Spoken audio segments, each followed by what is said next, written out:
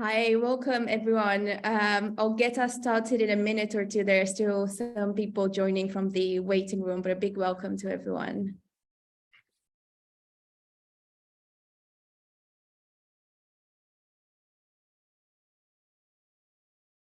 Okay, lovely. I think we're ready to get started. We have a absolutely packed agenda for today. So any latecomers will join us and have to catch up. Good morning or good afternoon, depending on where in the world you're joining us. A warm welcome from sunny Oxford from me. I'm Andrea Anastasiou and I'm Head of Partnerships and Engagement at the Government Outcomes Lab at the University of Oxford. And it's my absolute pleasure to be hosting today's discussion on the results of the Quality Education India Development Impact Bond. It's World Education Day today, so the timing couldn't be more perfect. And it's a huge privilege to be bringing together such an outstanding group of experts, both from the education sector, but from the social finance sector as well. Many of you will be aware the Quality Education India DIP is the world's largest education DIP. Lots of learning to be had from the experience over the past 4 years or so. We're really privileged that the team at the British Asian Trust and their education partners, a number of organizations involved, have agreed to join us today to share their results. But not only that, also discuss in some detail the wider learning and the implications coming out of the project for the wider education system. I see a lot of familiar faces joining us this morning, and indeed, Abba and Zita, a couple of our speakers, returning speakers on the Engaging with Evidence series. But for those of you who are new to the Government Outcomes Lab, just a couple of words about who we are and why we're hosting this discussion. And apologies to those of you who've heard me a million times explain what the Government Outcomes Lab is, but just very simply and very quickly, we're a research and practice center based at the University of Oxford, and we were set up back in 2016 as a partnership between the university and the UK government. And just very simply, in a nutshell, what we're interested in is investigating the evidence, but also the best practice around the use of cross-sector partnerships to improve social outcomes. And as part of that, for the last few years, we've been looking deeply at innovative instruments such as impact bonds, but our range of research goes way beyond that. And alongside our research work, we're also very passionate about engaging with policymakers and practitioners around the world. We care very deeply about making sure that the evidence that we generate through our own research, but indeed also that the knowledge and evidence generated by other organizations in this space is used very proactively in a very meaningful way to inform decision-making and improve practice on the ground. And this is why, alongside our research work, we host a wide range of convenings, events, workshops, and so on for policymakers and practitioners. And this was very much the ethos behind launching the Engaging with Evidence series. Today's is actually the 14th session in our series, which we launched back in 2020. On the next slide, you'll find a QR code to more information, both on upcoming sessions. So in March, we'll be hosting a session on the results and lessons learned from the ICRC Humanitarian Impact Bond. But on our Engaging with Evidence page, you can also access a wealth of information on previous sessions.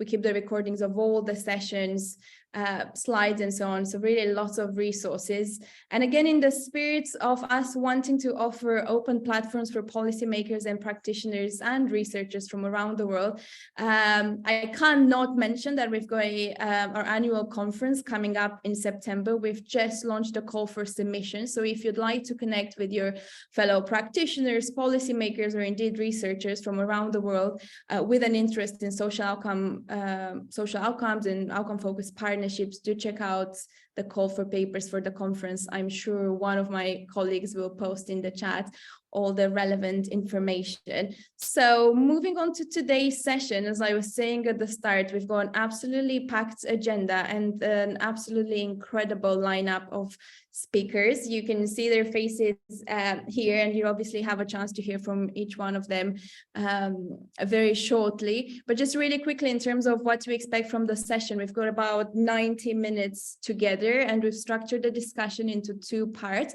So in part 1, we will hear from Abha, Gagan, and Jairaj to give us an overview of the Quality Education India project, especially for those of you less familiar perhaps with the program. And then Gagan and Jairaj will take us into a deep discussion around the key findings of the evaluation work. And then part 2, we want to open the discussion, go beyond the findings of the program itself to explore with a fantastic group of speakers the wider implications or applicability, relevance of the results for the global education sector. We'll take stock of the current context, the current challenges facing global education, look at some of the core challenges and barriers, and also understand how can we take some of the learnings coming out of Quality Education India to help address some of these challenges. And then I'll ask our panelists kind of what do we take forward? How do we use the learning from Quality Education India to bring a greater focus on outcomes to education programs around the world?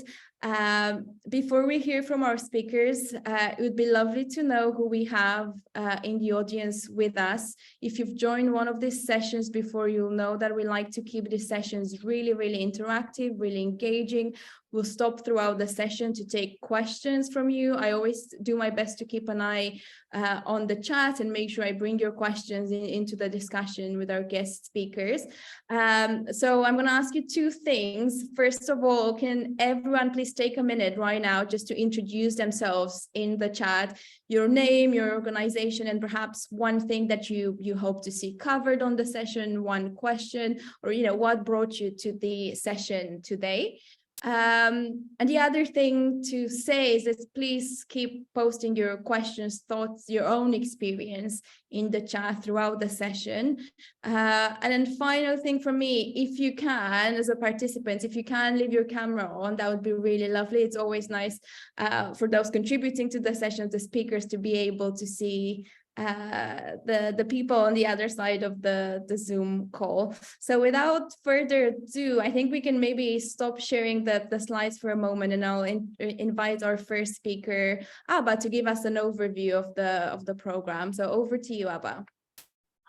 Thank you, Andrea, and it'll be great if you can start sharing our slides. That would be amazing. Firstly, a warm welcome to friends from India, from all over the world.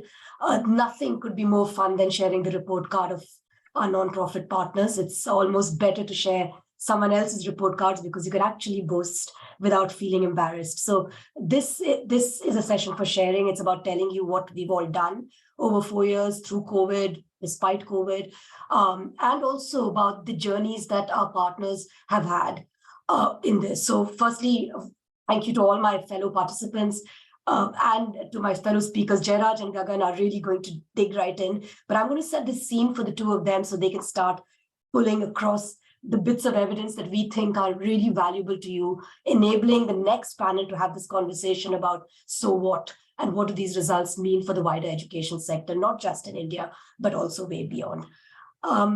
Could you go to the next slide, Andrea, please? Thank you. And the one after that. Great. So I think most of us know what impact bonds are, and I'm not going to go into it, but just to say this development impact bond set up in 2018 was at that point one of the largest in education. And as always, the focus is on outcomes, in our case, learning outcomes. And the aim was, as always, to make sure that we have incremental learning gains for our students, or cohort of students within the program. I'm going to keep going. I wish I was doing these slides myself, but anyway. So very quick stats about the project. It is an $11 million impact bond for 4 years. We focused on grades 1 to 8. 200,000 students went through the program, and the aim and the outcome we were after was improving literacy and numeracy indicators for the children who are in the project.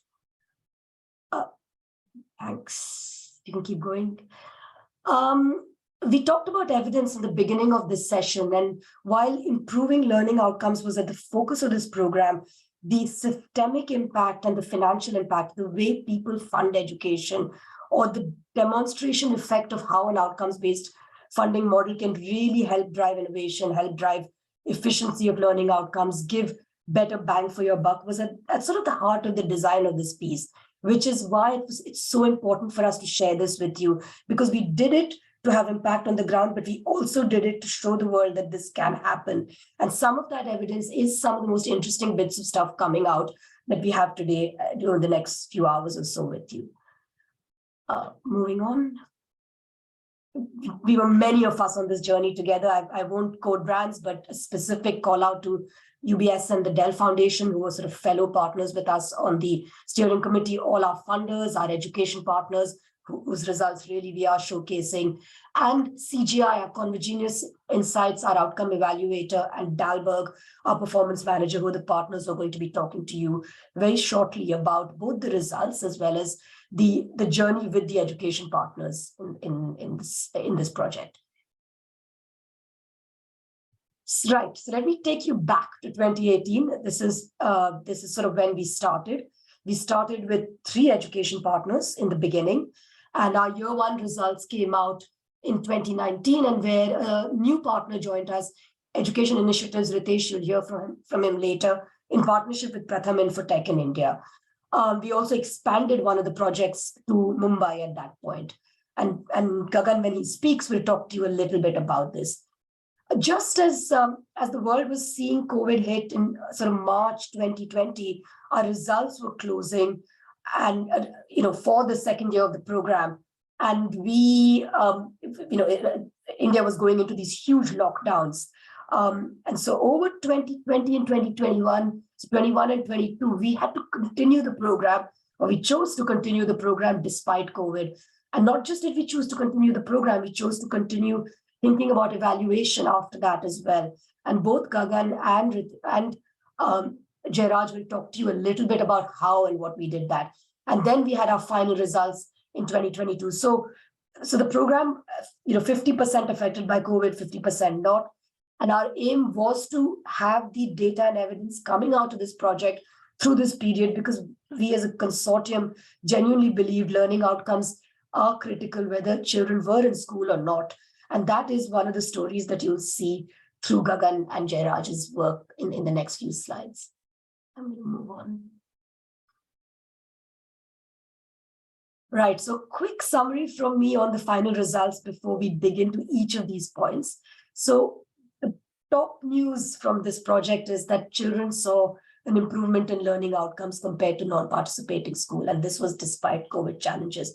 And the why of that 2.5 time improvement, how does it work? How did it happen is what we will be talking to you about. We also saw better impact for the price that we paid. So the price per outcome was much better than we anticipated. And finally, our investors got their returns that they were that they had set out to expect. And all those 3 points will hopefully come across to you as we discuss this, that this is a success story. And I'm going to turn to Gagan to sort of start digging into the why and the hows. And so feel free to ask any of us questions as we speak. And hopefully I'll try and pull all this together again after Gagan and Jairaj are on. So over to you, Gagan.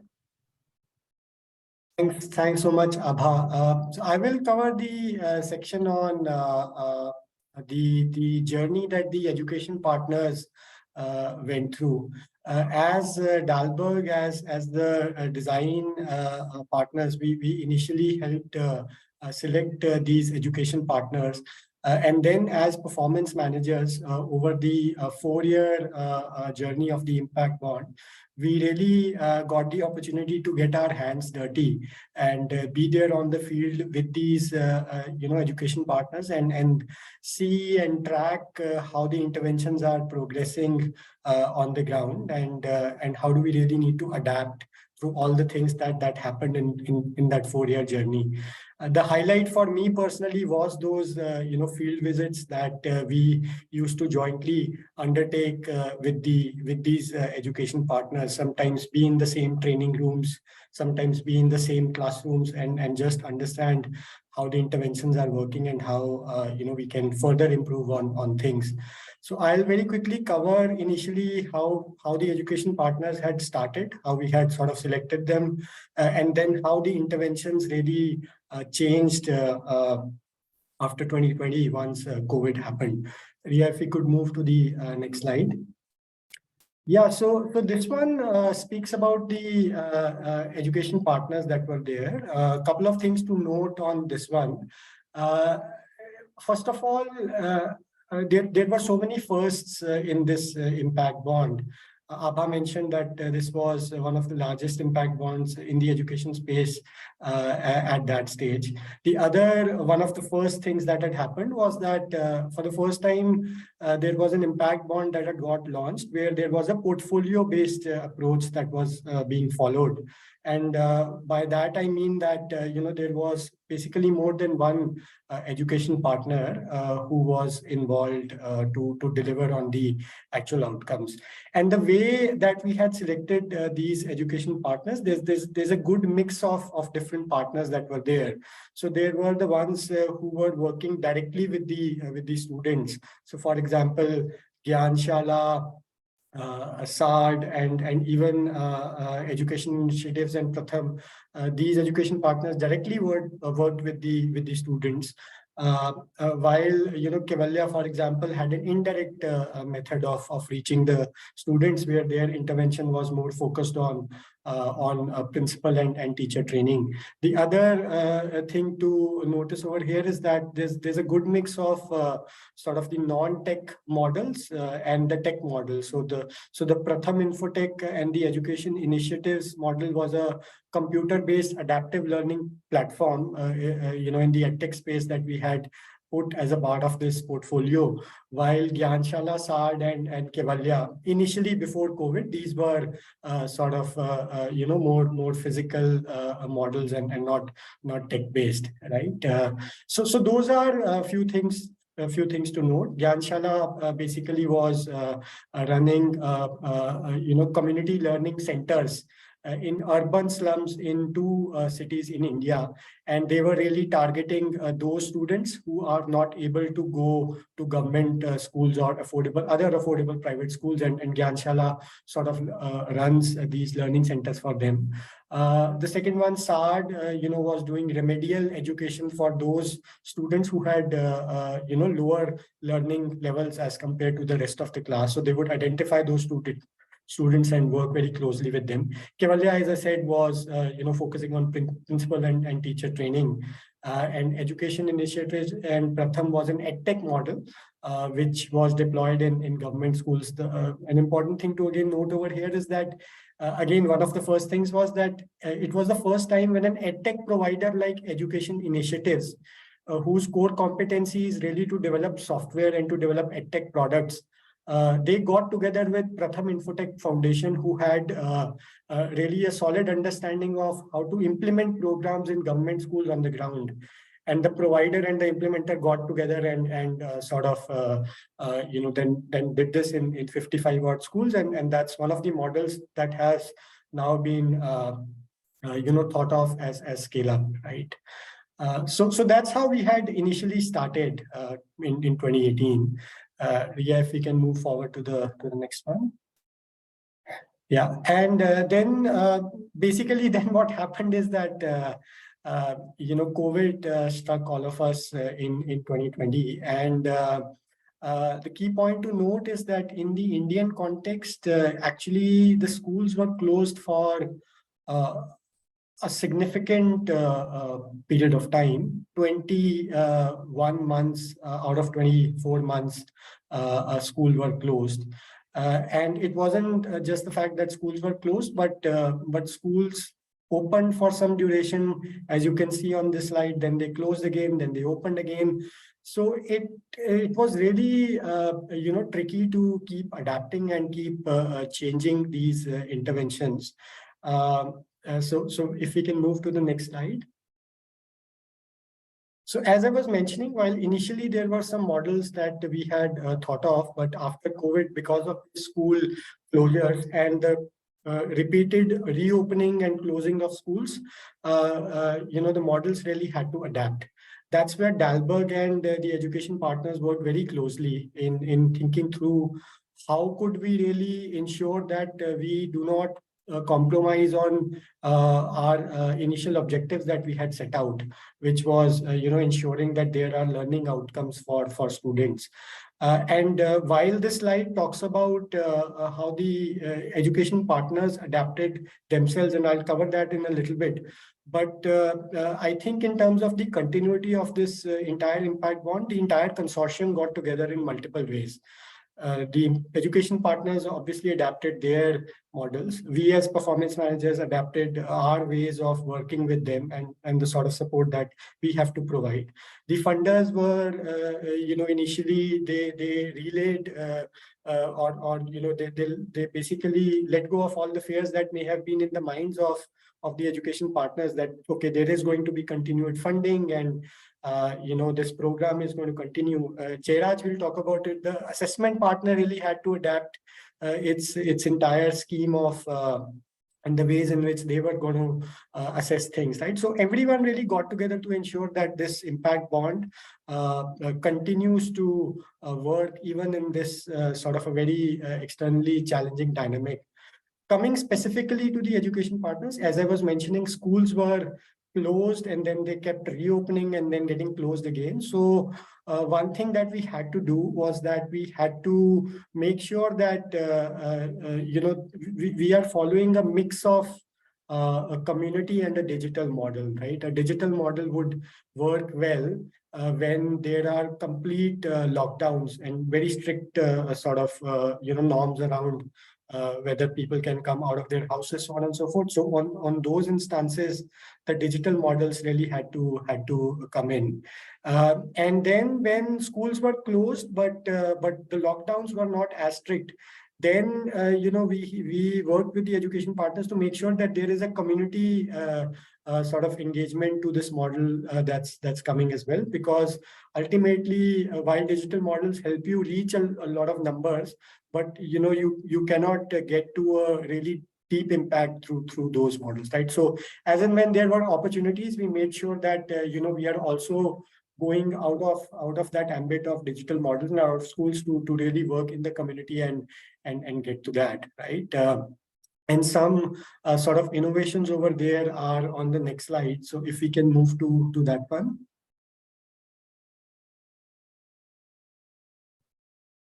Yeah, so this lists down some of the innovations that the education partners did. On the left-hand side, from left to right, we basically move along the dimension of the technology component increasing. A couple of things I wanted to point out. So the picture that you see on the bottom left, as I was mentioning, EIPIF was an EdTech education partner, and they had set up labs in schools where students would work on these on this EdTech software. But when the schools closed, you basically had to get those Chromebooks or those devices out of schools and into the community, right? So that's the one of the models that they tried. And then when schools opened again, then they put the devices back and then they had to move them again. Apart from that, they also innovated along the dimension of opening a mobile app for their EdTech software and really customizing that in different languages so that even students at home can work. The other image on this slide is around Gyanshala, and this is a very interesting sort of an innovation. As I was saying, this education partner works in urban slums and provides education to students who are not able to go to government schools. What they did was that they recorded lectures of their teachers, and basically then they used to call students in batches of 5 each and project those lectures, and the students would learn. Why it is innovative is because of 2 dimensions. Number one, because Gyanshala, when we had begun this engagement, Gyanshala itself was not a very tech savvy sort of an organization. So to see them moving along this dimension was very successful. I would say one of the successes from this entire program. The other thing was that this actual innovation, why batches of only 5 each and why the recording, was because you had very strict norms around how many people can be there in a classroom of that size, right? Now, if there are 30 students in a class, but all 30 of them cannot fit together because of the norms. So only 5 of them can come in, but it doesn't mean that the teacher then, keeps engaging, 5 different times, right? So they recorded the lectures and made sure that the teacher only needs to play their role once, and then the students can keep learning. And some of these things, these providers are, these partners are sort of continuing even as schools open. Can we move to the next slide? Yeah, and really wanted to mention what is the role that we were playing as performance manager with these education partners. And initially, when we had started off, our engagement model was that the interventions were very well defined. These were established models, and we had very structured engagements with them in terms of how can we really move the needle in terms of getting to more outcomes, right? So just to give you an example with EIPIF, because it was an edtech software, we really figured out and sat with them to understand how many minutes of usage per student needs to happen on a weekly basis for us to be able to reach the desired education outcomes that we are going to track, right? So that's the sort of analysis that we would do initially before COVID, and come up with these suggestions along with the education partners. When COVID happened, our role changed completely, and we really had to reimagine the entire interventions end to end, and that's the iterative sort of design that we followed with.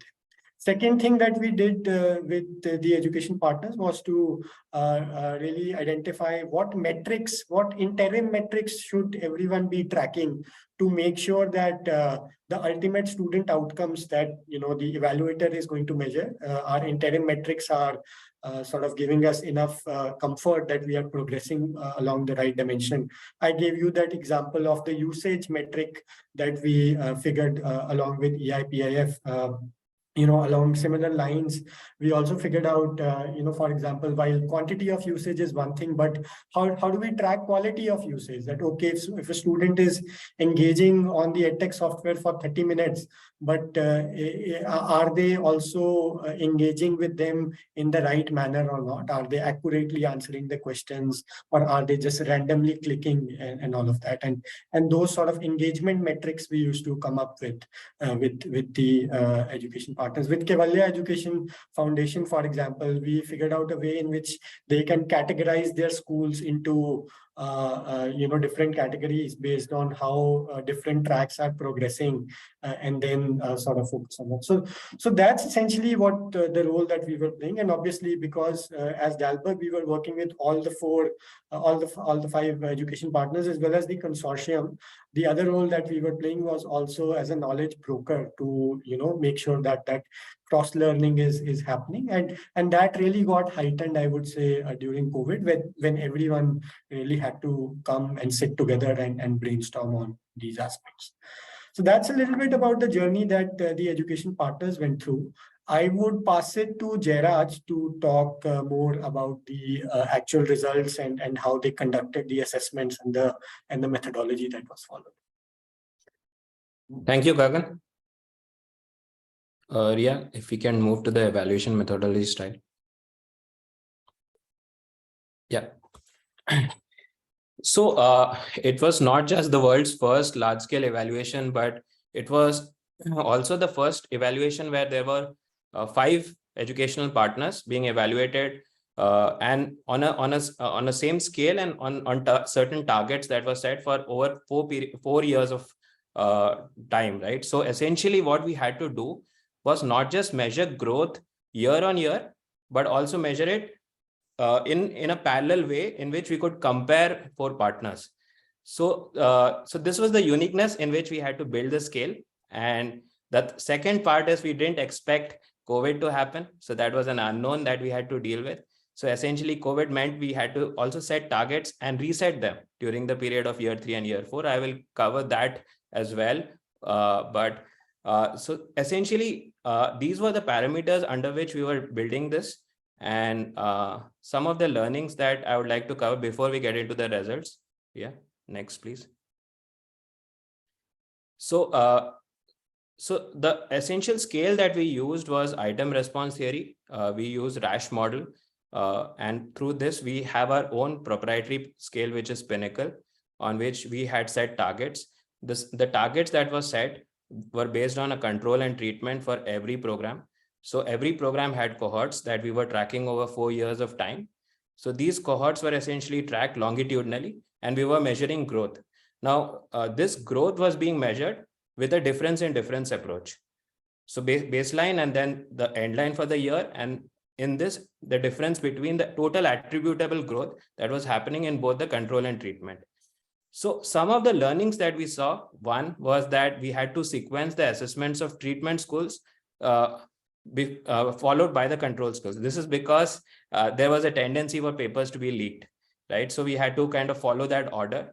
And then there was also the robustness that was in question when we had to do home learning, home-based assessments or virtually proctored assessments. So we followed a standard approach of school-based assessments and invigilated assessments in school. Yeah. Please go ahead, Ria. So here's how the scale works, right? So there's Pinnacle scale, on which we imagine the whole scale as one single ladder. So we first measure the baseline. Now the baseline for a comparison and a treatment can be very different. It can be different values.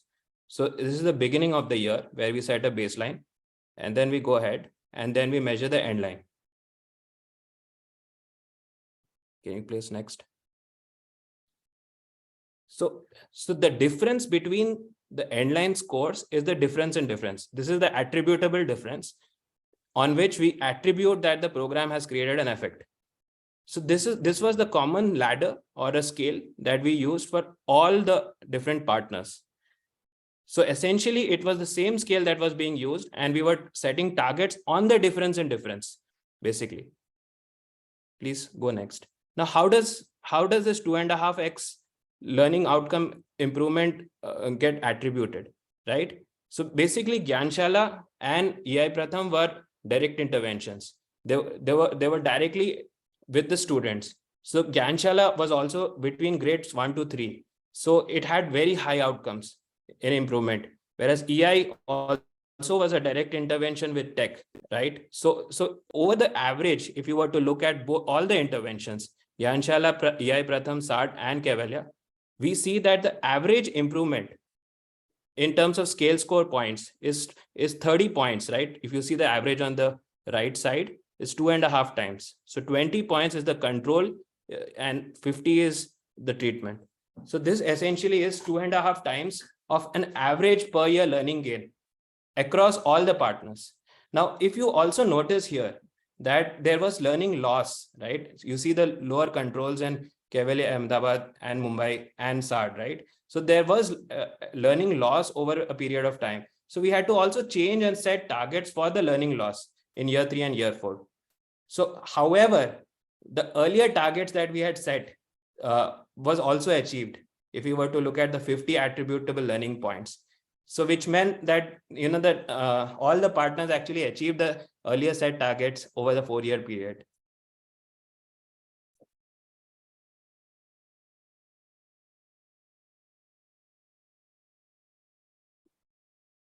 So any questions on the approach?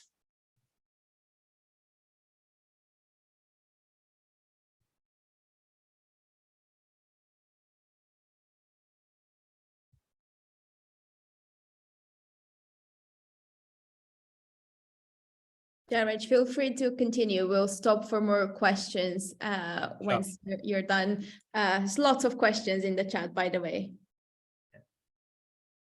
Sure. So these were the results, and we can proceed to learnings and make it interactive.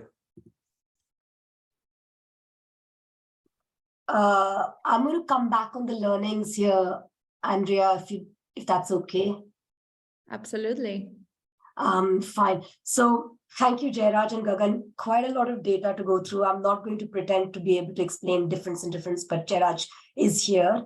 The ladders are brilliant. It's taken us a few months to get to the ladders. We tried everything before that because explaining the results simply was one of our biggest challenges. And I'm sure my colleagues in the consortium will join me in saying that. But you have Jairaj here and he can tell you how he finally cracked the code on this. So I thought I'd take a couple of minutes before we open it up on learnings, pulling both Gagan and Jairaj's points into one place, and then we can chat with you because I think there's so many questions I'm not able to answer, but sequence my answers to them. So just the next slide, please, Rhea. So firstly, the three top learnings for us was the multi-year flexible nature on this funding changed the way people thought about this project. So the fact that it was going on for many years, the fact that they could think long-term was part of sort of the reason why this worked. That's not rocket science, but multi-year funding, which is flexible, does enable partners to do magical things on the ground. So that's one big message from us as a group. Secondly, putting monitoring and evaluation at the heart of the project. Jairaj's team giving the baselines being used to set the work for the partners to engage in MEL, and MEL not to be an afterthought. Again, not rocket science, but again is one of the reasons we think this worked. So again, really very simple things, but things that actually made this project what it is. And third, of course, the performance management bit. And Alison has a question on that, which we'll come back to in terms of the pricing. We had to really change what we thought about performance management during the course of this project. And Gagan picked up on that, and we will talk a little bit more on that as well, and to answer some of those questions. Then we have a few more learnings after this. So these are three sort of top, what does this mean? One was, when you look at that sort of ecosystem level scale, we were thinking India, multiple partners, different providers, funders and others trying to make decisions on who do we work with. And to look at operational efficiencies, we do have a bunch of learnings on that, which we're happy to share. And we can pick those up from those questions that have come in the chat. Second is, there is no one intervention. There's no sort of silver bullet intervention for every problem. The intervention selected for the problem at hand, or the cohort that you want to sort, and the problem you want to sort, that's the way to think about it. So for example, direct models might be very good at getting quick learning gains, while indirect models are more systemic and can really suit scale-up issues. EdTech, we could see the promise of EdTech on this, particularly when partnered with somebody who had such good government school linkages in the region of UP we are working in. So depending on the context, depending on the need, different models do different things. What we were able to do is put them into a portfolio for everybody to have to look at it and see how it worked over a period. How long did you see learning gains come through? And finally, where our work is, all our work collectively is going, is towards that sort of sustainability piece. That meaning that engagement with government is part of the sustainability. So much of our work that's following on from this, the Back to School Fund that some of you might know, or the Skill Impact Bond, has government partnership quite core to it, not as an outcome funder as yet in India. I'll hasten to add, because I'm sure that's the follow-up question, but as a learning partner, as a partner that's looking at it within their schools, or for sustainability in terms of how the models that work on the ground can work within the school system. So those are where we're starting to see really big sort of changes coming up in our work. I'm going to pause, allow Jairaj and Gagan to come back, and then maybe we can answer questions. Sitse and Samar, if you could also join on this section, that would be brilliant. Sure. I do want to point out a couple of things, Ava. So the ladder that we are mentioning here is like a common scale. So this not only allows us to look at baseline and endline, but it also allows us to look at the improvement in learning outcomes across partners on a common scale. Right? We are essentially doing a baseline, and then we are doing endline over years. So what this does is it measures the growth across time, right from where you started, on a common scale. So this is extremely powerful for one reason in this forum that I want to bring it up, that there is a potential for scaling this across to other global regions, other countries, and launch DIBs when we look at a vertical ladder scale as an approach. So that was one point that I wanted to bring, the potential of global scaling. of such DIBs as a playbook. Thanks, Jairaj. Andrea, do you would curate the questions and the partners from the DIB can sort of come in and answer the various questions that are there? I many. do. Yes, I'll try my best. First of all, thanks everyone for asking so many brilliant questions. I can't promise we'll get a chance to pick up on all your questions. And thank you, Abba, and others. I know you've already picked up some of the questions in the chat. And I'll invite in a minute the other panelists joining us, because I think some of the questions can be picked up by them. For example, we've got Zitse from UBS Optimus Foundation joining us. Zitse, there's a question. I know you can't see the chat. There was a specific question about the role of investors in this, but we'll come on to that in a second.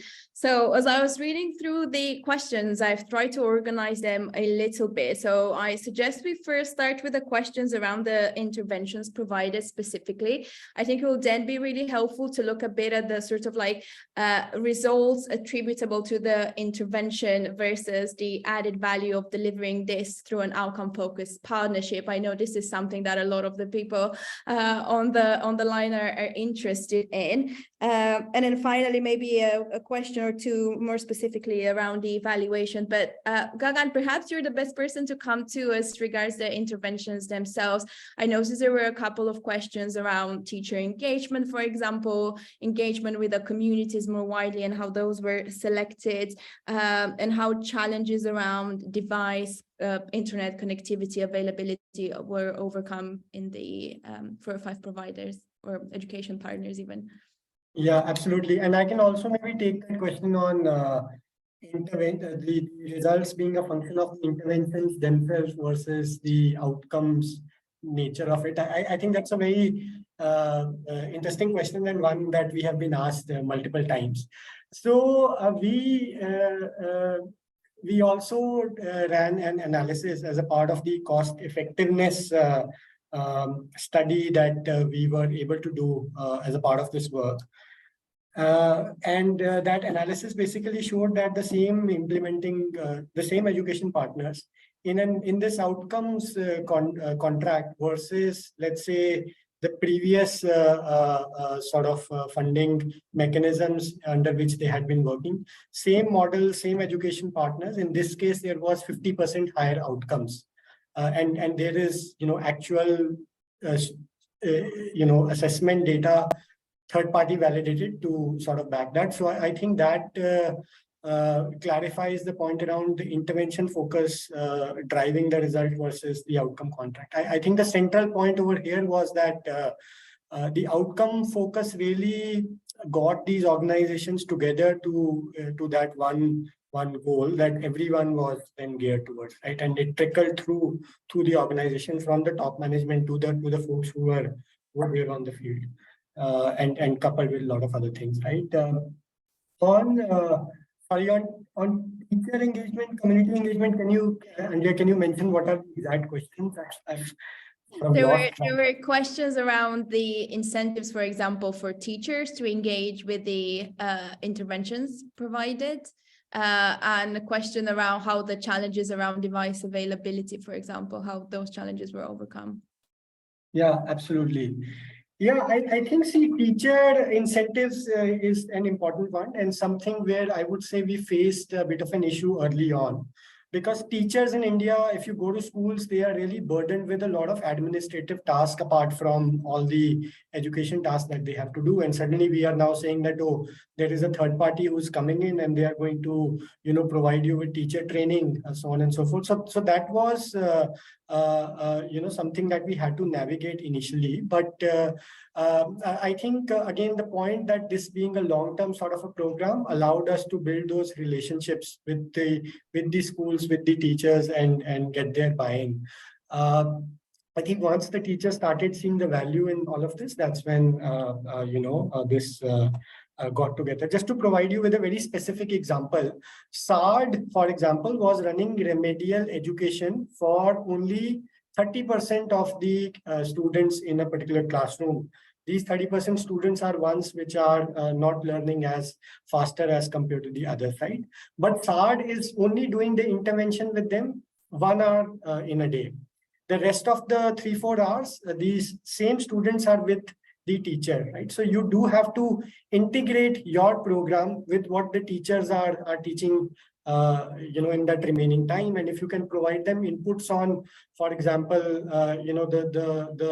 the topics that students are lagging behind on, what is it that you have learned from your 1 hour of intense engagement with them, then the teachers also see value in you coming, right? So that's how we had to look through that one. On the point around device engagement, I think Ritesh can probably cover this better than me in the panel. But again, there were micro innovations that were tried. So, for example, if not everyone has the devices, right, and or if there is only one device in the family, then can you form clusters of 5 students in the neighborhood and get them to work together, so on and so forth. So, and on the internet penetration, I think that's the point that I was trying to make, that the community models have to be sort of coupled along with the digital models. If it is only digital, then things don't work. If it is only community, then things don't work. It has to be a combination of both. Excellent. Thank you, Ga. And that's a lot. Thank you so much for that very comprehensive answer. Abba, is there anything else you'd like to add on this question? Yeah, there's a question from Amel on direct versus indirect models. So Amel, the answer to that is indirect models are more cost efficient. Direct models are slightly more expensive. And depending on the problem that you're trying to solve, if you have the intent to be more systemic, as in work through the state machinery, and you want more cost efficiency, indirect models could be your way to scale. And for a country in the size of India and the scale of India, with the budgets that we have to work with, indirect models are our promise to some of that scale from a systems perspective. And that's why we've brought that point up. And we've actually seen indirect models work quite well in our DIB as well. The only thing is that the impact comes slightly slower on the learning outcomes. And Jairaj is nodding there. Then you would see the sort of dramatic impact in a direct model, which is necessary as well. So depending on the context and what you're solving for, different models would work. But we really did want to say indirect models, teacher training, principal trainings are equally effective and actually more sustainable as well from some of our experience. Great, thank you, Abba. I'm mindful of time and we've got about 40 minutes left together, and I really want to make sure we hear from our remaining panelists as well. Abba, Gagan and Jairaj, thank you so much for that really comprehensive overview of the program and the key evaluation findings. And please do feel free to chip in for the second part of the discussion as well. But it's my great pleasure to now invite into the discussion our guest panelists, and you can see them all here. We've got Zista joining us from UBS Optimus Foundation, Stain from Global Partnership for Education, Laura from the International Education Funders Group, Samar from the Michael and Susan Dell Foundation, and Ritesh from Educational Initiatives. So I'm going to ask each one of them to quickly introduce themselves and what they're working on, and then we'll jump straight into the discussion. And as mentioned at the start, we want to start with a bit of context setting, although I am mindful that many of you on the line are already very familiar with the challenges that the education sector faces globally. But I think it'd be helpful to set the program into that context. We'll discuss some of the challenges and how those can be addressed, again, drawing inspiration from maybe some of the learning and the good practice that we've seen with quality education in India. And then we'll also look forward. I noticed a couple of questions in the chat around scale, replicability, so we'll definitely come on to those questions in just a few minutes. But let's do a quick round of introductions, and in no particular order. Shri, could I please ask you to spotlight all of our panelists just so that it's easier to see them all? Samar, can I come to you first, please? Yes. Hi, good afternoon, good evening, everyone. My name is Samar. I'm a director at the Dell Foundation in the India office and work on both education and livelihoods. Had the opportunity to be associated with the Quality Education India Impact Bond.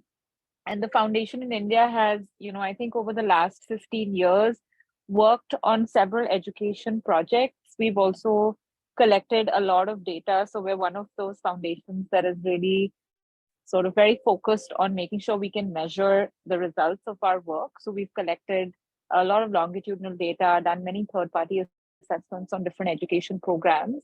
And I think the Quality Education India Impact Bond was the opportunity to really bring all of that thinking together, but with a much larger ecosystem of players, and use some of the historical information on how different programs perform, use that to set targets, and then hopefully, be able to scale that approach up to many different kinds of programs. So yes, happy to be here and look forward to a rich discussion.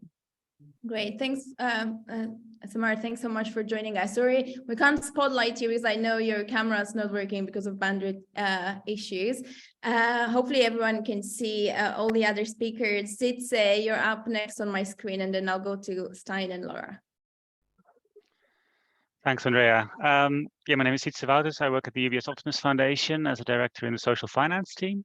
And there really focus on the ecosystem building work, primarily on our direct investments and our blended finance work, where we really try and use the foundation's capital increasingly to try and take in more private investment into the development sector. So really trying to use our money to get some of those $2-3 trillion that UBS clients have invested with the larger group, and try to move that much more into education and health, areas that are traditionally quite difficult to fund using private investments. So really trying to use our role sitting next to UBS to do that, and have worked the last couple of years a lot on the education impact bond, of course, and impact bonds here in general, and are really pleased with some of the results that we're seeing from these programs.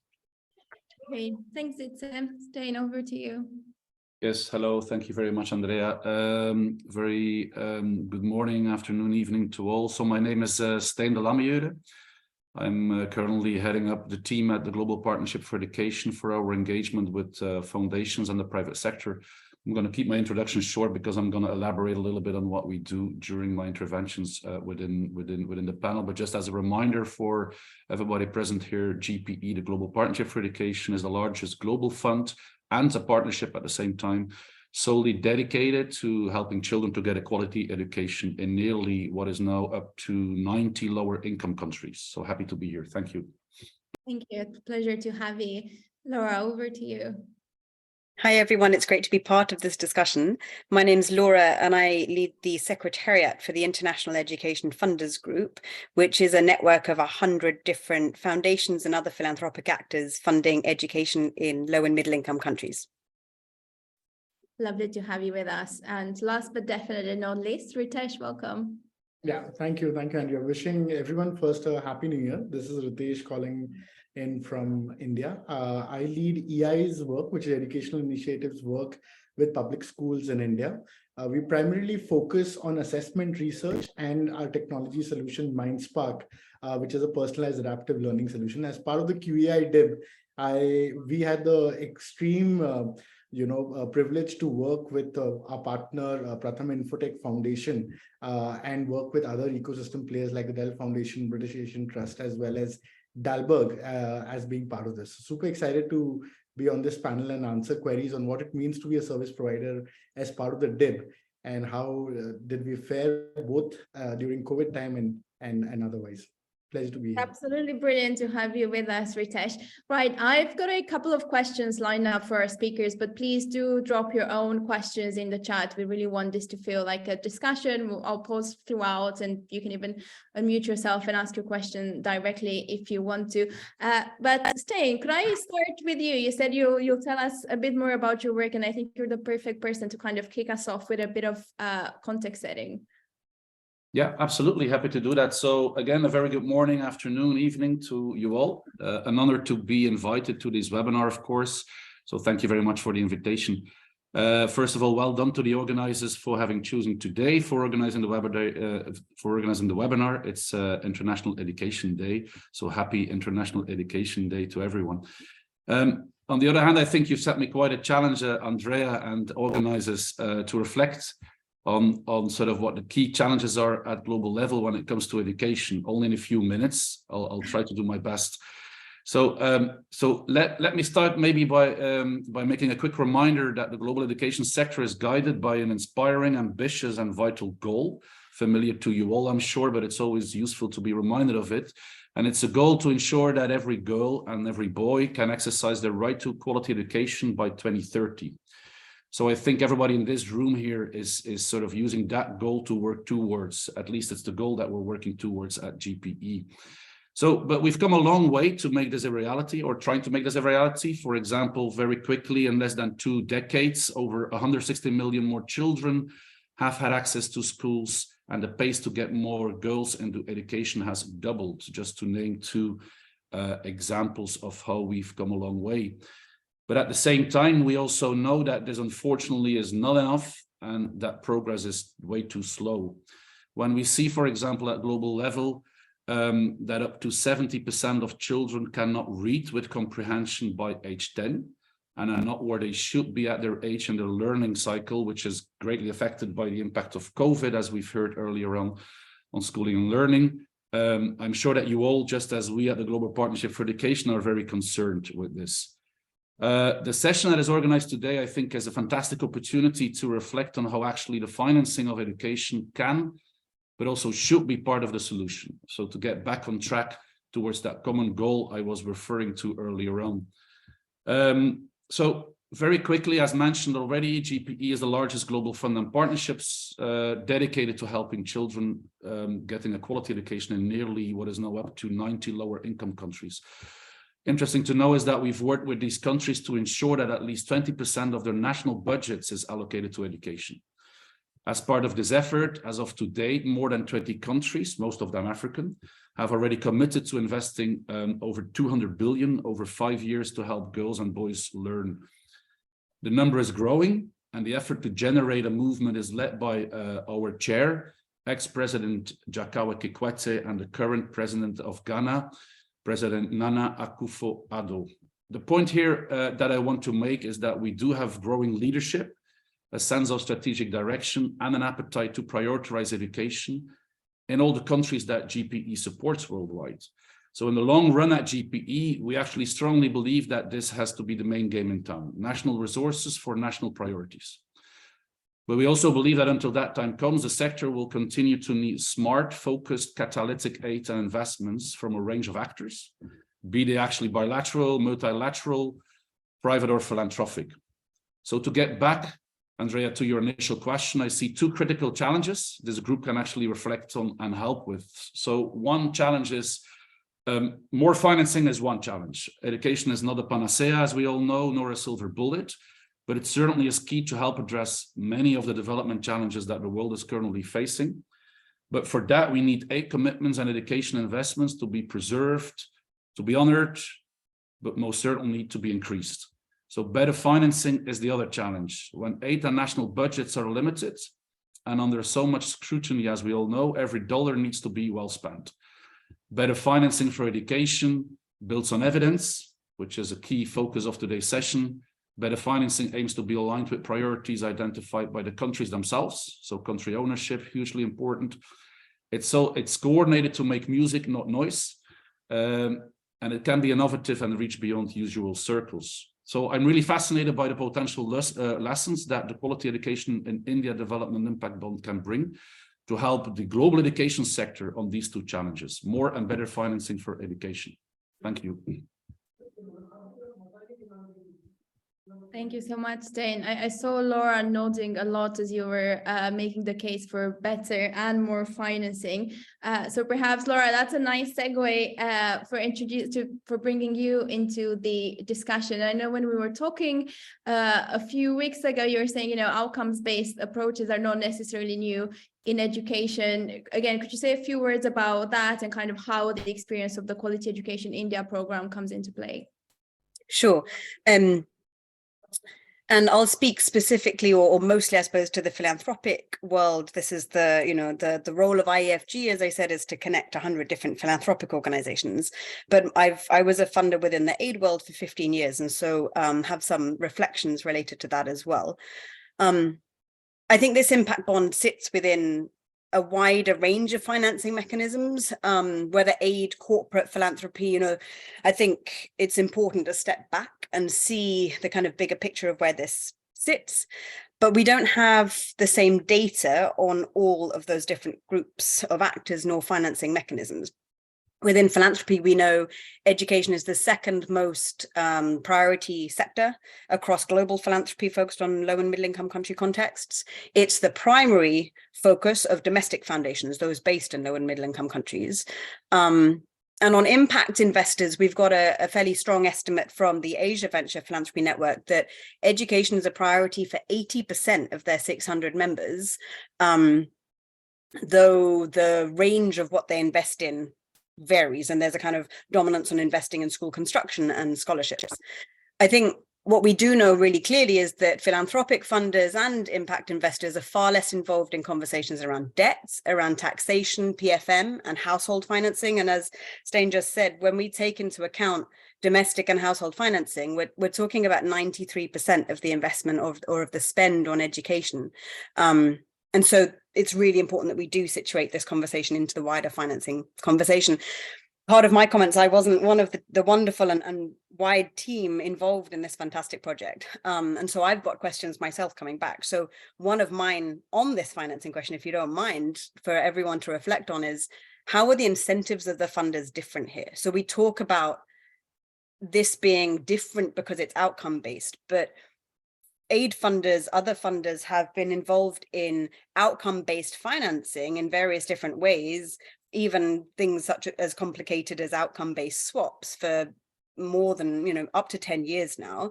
And incentives, in my experience, are high to skew the numbers, at least in the donor organized ones that I've been involved in, not only because those who do the work need to be paid, but also because the donors want to pay. There are incentives to get money out the door, and that's an awful term that you don't want to hear when it comes to meeting ODA targets, right? So there's a few questions here around how were the incentives of funders different?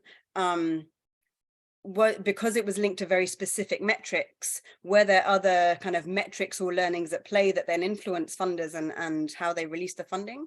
And going back to the very origins, how did the discussion with the funders here fit into the wider state government plans, this additional finance being part of the complementarity to their wider work? That's brilliant. Thank you, Laura.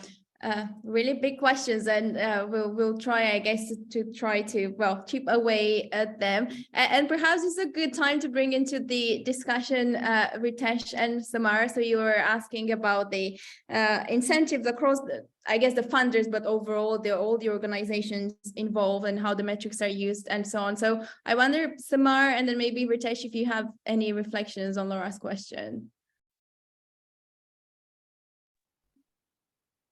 Yeah, maybe.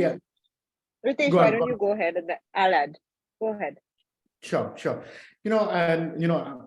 Being a service provider as part of the QEI, I'll share it from our POV on that perspective, right? So we educational initiatives are on a mission of every child learning with understanding, right? And so this operates at two levels. One is, of course, that whatever is a service or a product needs to be effective in service of that goal, and others need to believe in it, right? And what we have found working over the past few years and with the QEI DIB is that can this innovation or this disruption first be demonstrated? And that's where a lot of the philanthropic capital sort of comes into play, right? So if you were to look at the place where we were operating as part of the QEI DIB, it was just 55 schools as compared to the largest state of India, whose population is as big as Brazil, right? So it's a very, very small percentage of schools where an innovation of this kind could do well and do really well as compared to what the business as usual would be. So one, this was a demonstration of it can work, and it can work for children from government schools.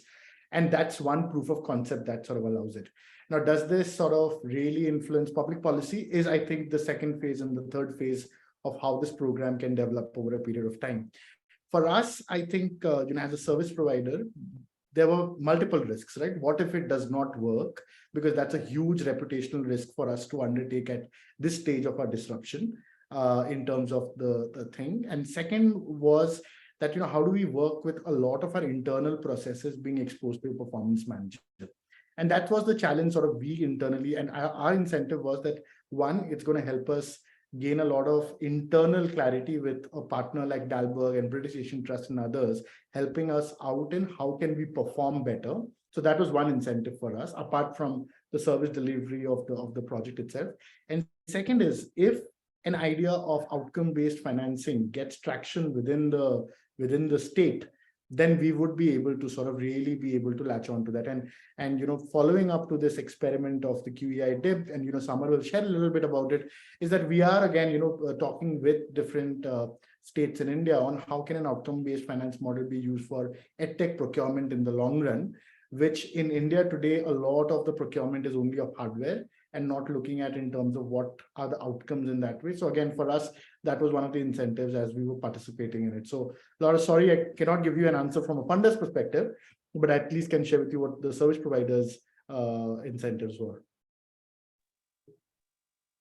Yeah, maybe I'll add maybe 2-3 quick points to Laura's question. So one, I feel education is a large problem, but it's a relatively small set of folks in India who work on it.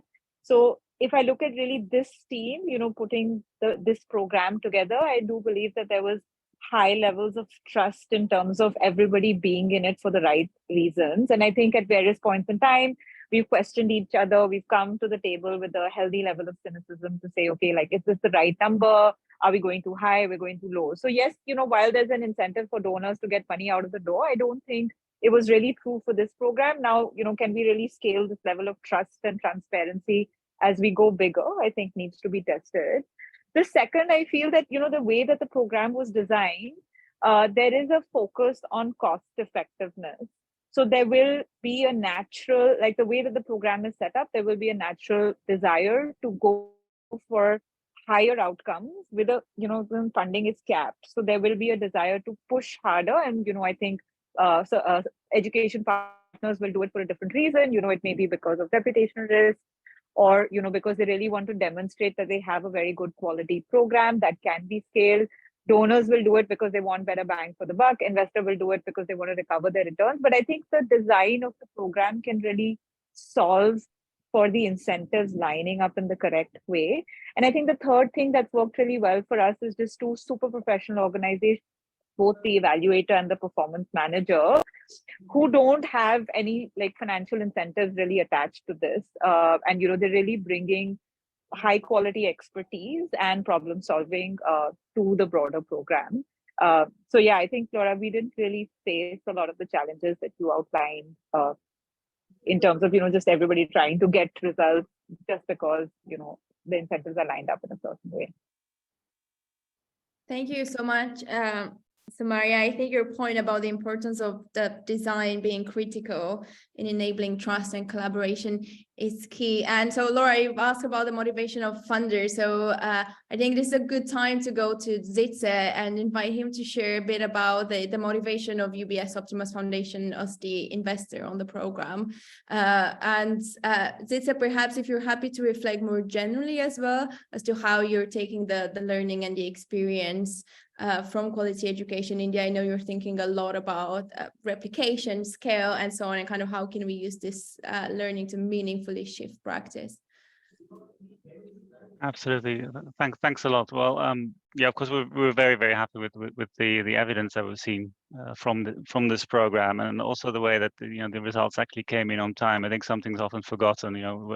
Everyone says they're focused on outcomes, but are they really? And do these outcomes actually come in on time and not 3 years later? When COVID happened and we kicked the ball on the high grass and we come back 3 years later, and I think that's something we did really well in this program. I don't think we did it really well. It was structured in such a way that you just had to work within this time frame. I think that was a very good result. In terms of looking at the way we as Optimus Foundation look at this program, and also the way we'd like to position this towards the bank and investors. We do see this as a way of bringing in funding into the education sector, and also bringing in a very clear story towards private investors. And we are seeing increasing interest from that side into programs such as this, and also investors that are willing to consider these programs as part of their investments because of the very strong link to actual impact. And I think that's an important thing, and we've now taken a step from looking at and funding the QEI DIB to setting up a much larger fund structure. And working together on that with Bridges Fund Management to fund outcomes contracts globally over the next couple of years. And importantly, they're bringing in private investors. And this is really a breakthrough project, a breakthrough fund, but also a fund that really brings in private investors that are really investing into a program where 100% of the impact translates into financial flows, which is quite unique in this space. So something we want to do more and more, like I mentioned, in education, but also in health. Two of our real focus areas. We will also be doing that in other areas such as the environment, but traditionally our focus has really been on education and health. And this has been a fantastic program with really good results that we're very happy with. Brilliant, thanks, Sitze. So moving on to kind of delving a bit deeper into some of the learnings that Abha in particular emphasized on her key learning slide. Abha, you talked a lot about the power that a focus on outcomes can bring in terms of improving the quality of results and level of achievements. So I wonder if you want to say a few more words about kind of how challenging or otherwise that was in terms of bringing together all the different stakeholders around the singular vision of what success looks like. And then I'd like to go to Samar and Laura for a kind of wider discussion as to why we're not seeing more of that in the field, if, you know, evidence from Quality Education India, and I think anecdotally from other places, suggests that using a focus on outcomes can be so powerful. Were you meant to ask, are you asking me, Andrea? I'm asking you Sure. first for kind of what the experience was with Quality Education India in terms of bringing the multitude of partners together. So the answer on that, compared to where we are today, very easy in comparison. Maybe I didn't think that 5 years ago, because the kinds of quality of people who were around that table were second to none. And today, when we are mainstreaming these approaches to many donors who are coming to it for the first time, it's a little bit more difficult because it's still difficult to focus on something that's about the value of an outcome and the price of an outcome and the long-term nature of the funding and the multiple years of investment that's required to see the kinds of results that are required. If you'd asked me that in 2018, perhaps I would have given you a different answer. But if I think about the partners, especially some of the technical partners around, including FCDO, who aren't here today, but were key in some of the discussions early on, the intent to really be ruthless about making strong decisions that would showcase the good, bad, and the ugly of this project was in everyone's intent. MSCF, UBS, nobody got into this thinking, oh, we have to be successful. Everybody got into this thinking, we've got to make sure that we understand we're doing this well. And then what do those learnings mean for everybody else in the sector? Not for one nonprofit, but for all nonprofits. Not for one small evaluation, but for any evaluation that we want to do, for performance management across sectors. And that was the intent and spirit, I think, that saw us through COVID. I mean, we did fight all the time, as Samar said. You know, we'd come into it saying, Sitze, we disagree with what you're saying in terms of the price per outcome, or we want much higher targets. And he would just say, schools are closed. What are you expecting from us?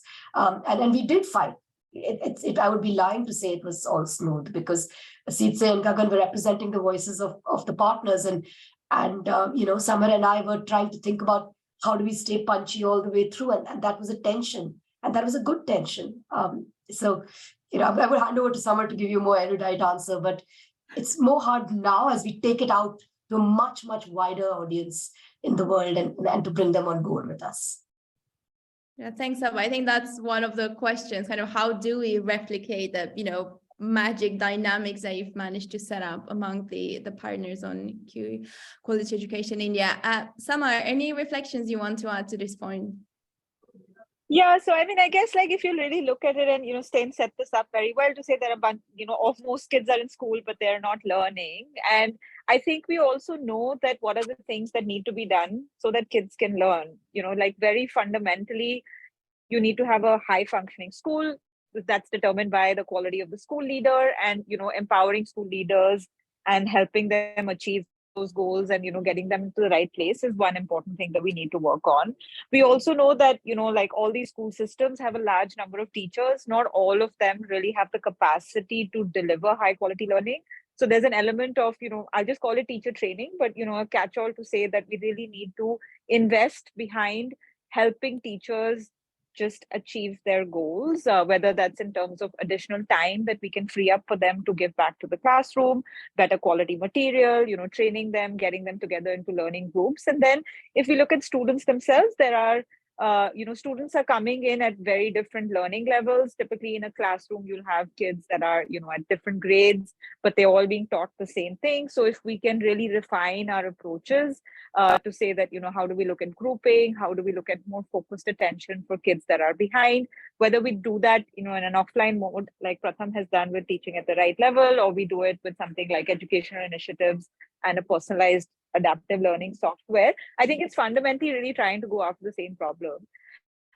So, I think we all have a good understanding of what it would take to make kids learn. I think to really take this to the next level, I see two gaps. Like one is a consistent understanding of outcomes and price per outcomes. I still feel like there's really poor data, both in the Indian context and the global context, to say that if I was to invest $100 per child, what is the learning acceleration that I should see? So I think like more pooling of data and trying to make it more consistent is really critical. The World Bank has done, I think, a couple of important studies, like almost meta-analysis to bring it together, but I think much more is needed. And I feel like, for larger countries like India, like more country-specific studies are needed. And then the second big challenge that I really see is, and Abha touched on this as well, is, for education partners to really look beyond the programs, to step back and say that, okay, like, why am I doing it? So moving that, shifting from that activity-based to the outcome-based approach. I think we had a good set of partners, but there are many more that really, are shifting and coming around to that approach. And similarly, I think, even within government, like having worked with many state governments and also, folks at the central level in India, there's still a lot of focus on inputs and activities and not enough on outcomes. So really being able to step back and say, why am I doing all of this and what am I getting out of it, is very important. And I think that's really what is holding back. There's money available, but maybe all of it is not really being spent in it can be spent in a much more coordinated and outcome-oriented way. Thanks. Tamar, thank you so much for those really thoughtful contributions. I couldn't agree more. And then to your point around building a more consistent understanding of outcomes, cost per outcomes, pooling more data, 100%. And I cannot mention our own efforts at the Government Outcomes Lab to collate and share openly data around outcomes-based contracts, both in the UK and internationally. And here I'll ask one of my colleagues on the line to drop a link to that. We've got just over 10 minutes left together. And for the last part, I really want to turn to these questions around kind of how do we bring more outcomes-oriented approaches, both into education finance sector, working with donors, philanthropies, impact investors, and so on, but also how do we grow more interest domestically? Again, this is an issue that keeps coming up. But before we do that, I noticed there were a couple of questions in the chats around outcomes definition, measurement, and so on. And Abha, I know you've picked up some of those questions already in the chat. Do you want to say a few words, maybe to synthesize your contributions for those who haven't been looking at the chat? Gosh, I've been trying to answer as many questions as I can. You've been doing a brilliant job. Sorry to put you on the spot and making you work so hard. So I was trying to make sure that we didn't leave anything unturned, except it was super technical. And then I was messaging Jairaj and saying, make sure you answered everything. In terms of, I don't know what to say to you, Andrea, because there have been a diversity of questions from choice of partners to government engagement. And I think I've picked it up. It'd be a bit hard for me to synthesize. I've gone from micro to macro in the answers. If you could just pick that up. Takeaway message for our audience. If you have more questions, we'll make Jairaj make sure. The evidence of this helping others is important. Jairaj and Gagan, please do say We want to share the evidence. So you have questions, ask them, ask Ritesh, ask Samar, ask Sitsit. We did this for the evidence. We wouldn't have had that many fights through COVID if we didn't care that deeply for the evidence that was coming out of this. And every partner did it for exactly the same reason. So questions are very warmly welcome from any of us, all of us. And Jairaj, over to you. Thanks, Ava, and sorry to be making you work so hard. I might come back to you for a final question on these questions around engaging domestically with national government and so on. But just to give Ava a break, I'll go to Laura next. Laura, you've kind of started off with the challenge to your fellow panelists. Can I come to you though for a question and ask kind of from your experience, how can we bring more outcome oriented approaches, programs, funding into the education finance sector? Kind of what are some of the lessons you're taking away from today's discussion and from the experience of QEI? So I think we have to be careful with the assumption that this time there was a focus on outcomes and so we got the returns, because I think that's not fair on a number of other education efforts, with the implication that they're not outcomes focused and that the reason we got a return this time is because, hey, we actually looked at learning outcomes. The vast majority of efforts these days are focused on foundational learning outcomes in the aid and philanthropy world, with different groups of children or actors targeted, different interventions used. And I think we have to recognize that no one's in the education space with the view of we just want to spend more money or we're just here for the ride, So I think that's a kind of there's a kind of fundamental recognition that we all need to recognize where we are in the kind of contribution towards education outcomes. I do think there is a narrative at the moment that says we can all come to cohere on what an outcome for education is. And I personally find that wrong. I think if you ask every set of parents in your kid's classroom, why is your kid in school? Every parent's going to come up with a slightly different definition. There is no singular purpose for education. There is no singular outcome. And so while I think it's fantastic that we've now got this global proxy of learning poverty and a real focus for the global education sector that we really we need to get behind. That's not the view of all of our members, who don't all focus on foundational learning, but a lot of the work I've seen over the last 10 years is that global education has come a long way forward to agreeing that outcome proxy. But we need to recognize that, as Samaz said, that we've got tools that give us and knowledge that gives us the science of teaching and the science of learning, but it simply doesn't translate everywhere into the kind of outcomes that we want to see. Indeed, whenever I'm asked for examples of where have we seen it, I come back time and time again to looking at TUSOME and at Sobral, where we have evidence on at scale massive learning gains through government systems in a way that that it's really, really rare, because there are interlinked and complex barriers that aren't only education related. And I think when I look at the context in India, I learn a lot from the MP governance reform research and the Delhi ethnography that just situates the kind of work that's done here into that broader complexity of assuming that we're going to see this if we run it the same way in different ways. So I think it's great to find positive deviance and lessons from this. And it's great to take lessons from the approach that was used here, but we've got to also appreciate the scale of the challenge. And for me, just to finish, I think there are kind of two key things here that I certainly go away and reflect on. One is the importance of local choice.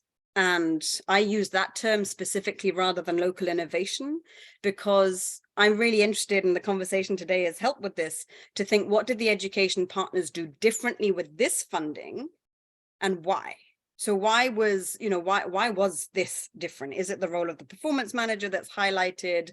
And I think there are interesting things to learn here about accountability relationships and how and whether the accountability relationship within the system was changed. Did that have osmotic effects outside of this particular set of partnerships into the schools, into the local systems?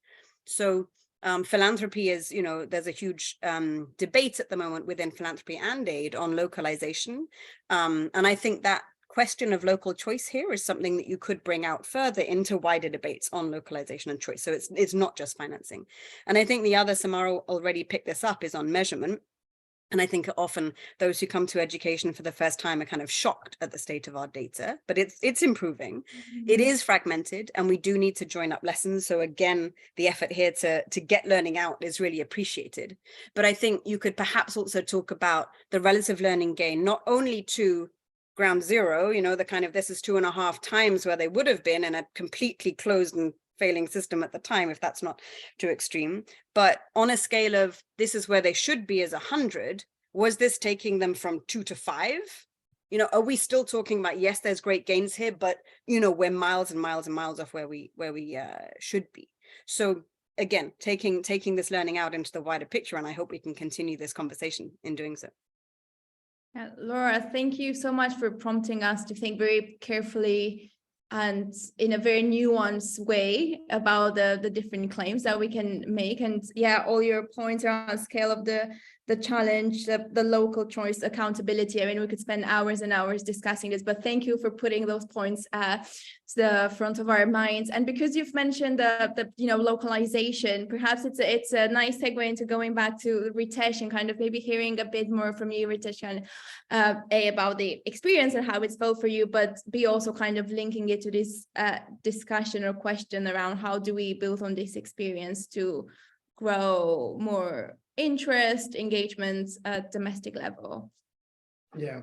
No, I think again, taking off from what Laura was sharing, I think being part of the DIB, one of the most felt realities for us was like a deep sense of empathy which everyone in the ecosystem had, which was the technical partner, the evaluation partner, and the funders, as well as the other service providers who were there, right? And to feel almost like a collective together, there was a deep sense of empathy, also considering that we were going through one of the most historic moments of COVID ups and downs, right?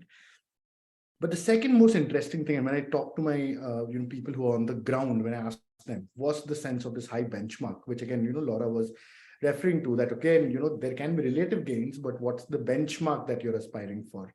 And I think having a performance manager was almost having like a fitness trainer with you in the gym, right? That's how we all of us felt in terms of the rigor to the data which you had, in terms of the way how we could look at data, the way how we could look at different strategies, learn from challenges and micro barefoot innovation that was being done across the ecosystem. I think that was very, very powerful for us. So for us, the highlight was deep empathy. So there was a lot of conversation, understanding of the challenges, and at the same time, setting up of high benchmarks, right? The other important thing for us was also the space that got created in terms of talking about outcomes, right? And outcomes in the sense of really, the kind of corporate philanthropy or the kind of government intervention. A lot of them is either checkbook philanthropy, where someone gives you money and you just get the money again next year, or either sometimes it's only compliance driven for tax and other purposes. Here, the focus was a lot on what will create impact, right? And can this be a foundation for a larger dialogue for decades to come? And I think that sort of percolated to all the different members within the team. And, Rupa, who's there from Pratham Infotech, would also share with you that even all the way to the volunteers, the focus came on the child, right? And not about whether we're going to get paid or not, but the focus came, is the child going to get impacted by what we're doing on the ground?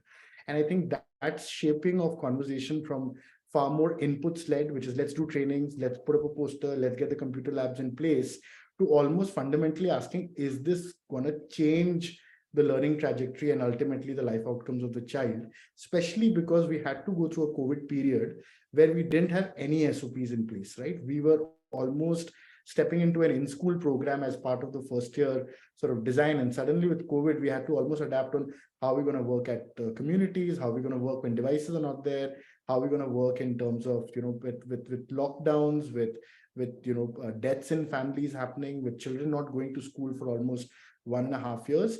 And I think that's the time when the nature of conversation throughout the two organizations that were working together was a lot more focused on the child and on learning.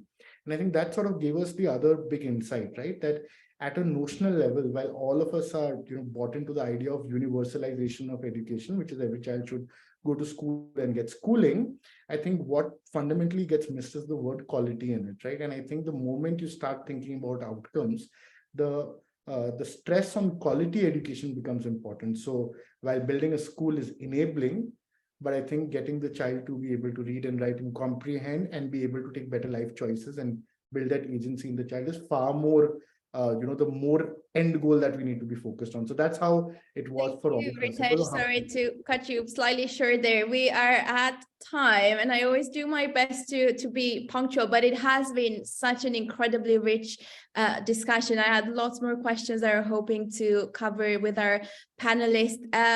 Just if you can stay on the line for another minute or two. Stein, I also wanted to come to you for any final reflections, given the huge role that the Global Education Partnership plays. Maybe final words from you as to what we're taking away from the results and lessons learned from the Quality Education India program. Yeah, I mean, there's a lot that I've heard today, and maybe just to zoom in on sort of the role of the national education authorities as well, right? So it's always an interesting exercise to try and be in the shoes of a Ministry of Education. Many organizations, agencies knock at your door seeking to pilot, scale a program of their design, urging you that theirs offer the best solutions. Others may put conditions around investments they bring, and so on and so forth. In the meantime, you're trying to get all the parts of the system to work together. So the kind of collaboration that GPE incentivizes and promotes at country level is dialogue that is centered around national identified priorities, as defined by a coordinated group of education stakeholders from all sectors, with, of course, the Ministry of Education in the driving seat. So in my view, I think that quality education in India speaks extremely well to this kind of partnership working with, if I remember correctly, 15 plus partners from India and beyond involved, from civil society, philanthropy, and the private sector. And just a final word maybe on the unique value of philanthropy. I lead the team at the Global Partnership for Education for our engagement with philanthropy. So ending with a final note on philanthropy. So what I've heard today and what I read, the quality in education in India experience is yet another clear illustration of the philanthropy's value and role, not only as a funder of education, but also as a broker of partnerships. So as convener of evidence-driven collaboration, risk, and all the risk, appetite for risk that is involved. I think I have no doubt that this was not plain sailing throughout, but it's precisely the spirit of GPE's engagement with private foundations. And I would only encourage large uptake of these lessons in other countries. Thanks. That's brilliant. Thank you so much, Stein. We'll end on that note, but not before I get to say a huge thank you, first of all, to our incredible audience. The quality of the contributions and the questions in the chat has been absolutely incredible. Huge thanks to all the panelists. I know you're all incredibly busy. And huge thanks and a huge congratulations to all the different organizations involved in the Quality Education India. And thank you for being so generous in sharing your learning with the whole community and being so open and honest about your journey. Huge thanks. And with that, it's a goodbye from me. Bye, everyone.